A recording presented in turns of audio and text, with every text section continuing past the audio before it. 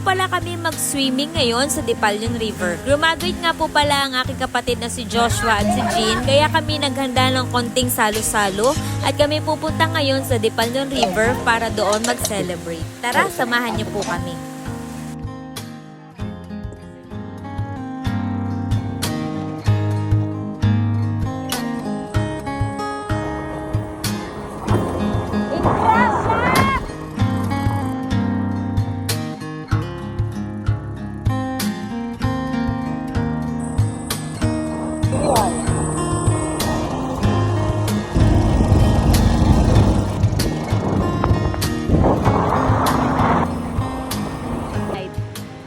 Dito nga po pala sa Dipalyon River ay no entrance fee at sakop pa po ito ng barangay Sablang General Nacarqueso. Medyo marami-rami po ang dumadayo dito sa amin para mag-swimming dahil expected na ng madami po talaga dahil po summer. Pero ang kagandahan po dito sa ilog namin ay sa sobrang daming ilog. Kada barangay may ilog at dagat po kayo makikita at ito po ay pinagmamalaki ng bawat barangay namin. At kanya-kanya din pong katangian ng kanilang ilog at dagat. Kaya, hindi ka lugi kapag pumunta ka dito sa amin. At isa pa, ay halos ang mga ilog pa dito sa amin ay libre pa ang paliligo. Ang pakiusap lamang po ng bawat barangay dito sa amin ay panatilihin pong malinis ang mga ilog bago po umalis.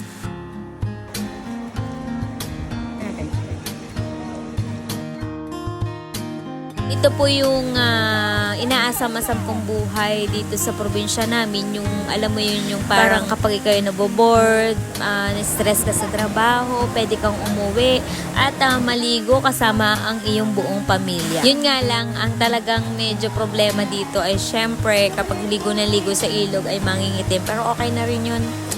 Basta enjoy. That's it for today's chika. Maraming salamat po sa inyong pag-comment, pag-share, pag-like ng aking mga videos. At lagi po natin tatandaan, sabihin lang po natin ang ating buhay para mas maging masaya at mas payapa. See you on my next vlog. Bye!